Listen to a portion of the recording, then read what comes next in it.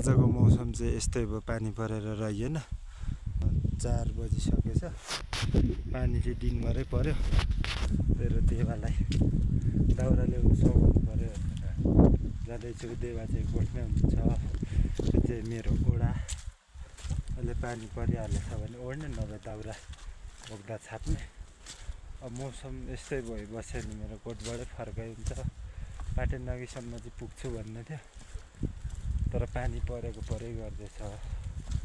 त्यसैले अरू नै कुनै दिन जान्छु, या त भोलि उक्रेछ भने जान्छु। पानी परेन नि, आज चाहिँ पुरा पानी परिरहेछ।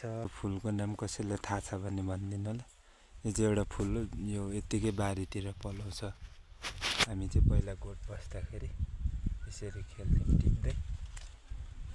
यो पड्किन्छ, तर खोइ पड्किँदै छैन। फुटुकी भन्थ्यौँ। यो फुलको नाम चाहिँ के हो? यसरी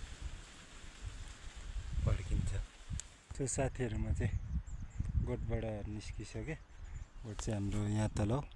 अब मेरो हिँडाइ भनेको चाहिँ यो माथि डुल्दै गएर डाँडै डाँडा यता गयो हुन्छ। आज हल्का मौसम खुलेको जस्तो भएर चाहिँ गोठबाट निस्केँ। हिजो दिनभर गोठमै बस्नु पर्यो पानी परेर।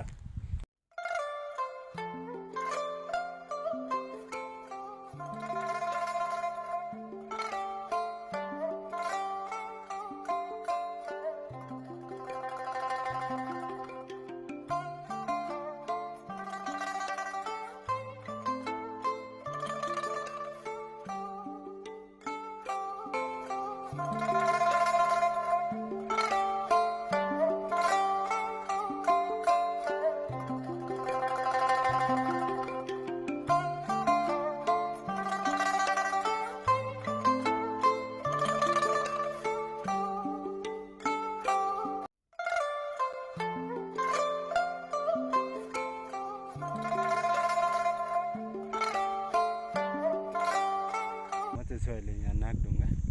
तपाईँहरू पाटेनागी आउँदाखेरि नछुटाउने ठाउँ भनेको चाहिँ यो नागढुङ्गा हो। यो एक धार्मिक पर्यटन क्षेत्र पनि हो। यहाँनिर तपाईँले नागको आकृतिहरू सर्प कुदेको जस्तो देख्न सक्नुहुन्छ यहाँ माथि ढुङ्गातिर। यहाँको विशेषता चाहिँ यही हो, यो प्रत्येक यतातिरको ढुङ्गामा चाहिँ नाग हिँडेको जस्तो आकृति बनिएको छ। यो कुनै मानिसले बनाएको नि होइन, यो प्राकृतिक हो। पाटेनागी आउँदाखेरि चाहिँ यो ठाउँ पनि घुम्न अवश्य आउनु होला। तपाईँहरू डुल्न आउँदाखेरि चाहिँ चिनेको बाटोमा हिँड्नु होला। म त यो ठाउँ घुमिबसेको पहिल्यैदेखि, त्यही डुल्दैछु। बाटो चाहिँ पुरै केही देखिँदै छैन, वारिपारि कुहिरो लागेर। यस्तै छ बाटो चाहिँ, केही लोकेसनै थाहा हुँदैन। तपाईँहरूको नौलो आउँदै हुन्छ भने चाहिँ बाटो चाहिँ पुरै थाहा हुनेसँग मात्रै आउनु होला। एकखेप बाटो राम्रो भेटिहाल्छ। तपाईँहरू कोही नयाँ हुनुहुन्छ भने बाटो मजाले चिन्न सक्नुहुन्छ। यसरी ढुङ्गा छापेको छ यहाँ चाहिँ। म बोलेको तपाईँहरूले सुन्नुहुन्छ या हुँदैन थाहा छैन मलाई। हावा पुरा चलिरहेछ, म चाहिँ यत्तिकै हिँडिरहेछु। अब अर्को भिडियो भनेको लुवाकिल डाँडा, जहाँबाट चाहिँ सूर्योदय सूर्यास्त हेर्न सकिन्छ। मौसम चाहिँ अझै खुलेकै छैन, कुहिरो लागिरहेछ। तैपनि म भिडियो बनाउँदै हिँडिरहेछु। तर यो ट्रेकिङ हिँड्नेमा चाहिँ भिडियो बनाउनु चाहिँ हावा चलेर या त हिँड्नु सास फुलेर बनाउनु नसकिँदो रहेछ। तैपनि भिडियो चाहिँ बनाइरहेको छु मैले। सुन्नु हुँदैछ सुन्नु हुँदैन त्यो चाहिँ मलाई थाहा छैन। हावा चलेर बोलेको सुनिँदैन होला सायद। यता चाहिँ तपाईँहरू नयाँ कोही हुनुहुन्छ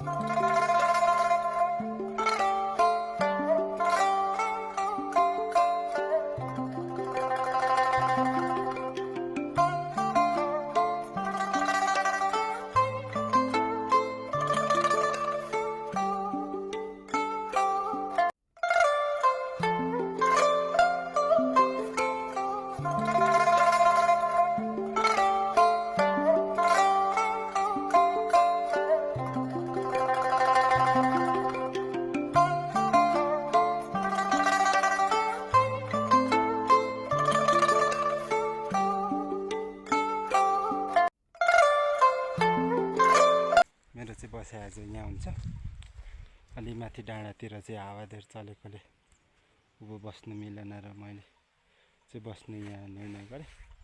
मौसम चाहिँ यस्तो भयो, खुलिएन अलिकति पनि, थोरै थोरै खुल्यो, केही त्योभन्दा बदलाव देखिएन र मैले यहीँबाट फर्किने निर्णय गरेँ। सो यहाँसम्म भिडियो हेरिदिनु भयो, साथ दिनुभयो, त्यसको लागि धन्यवाद।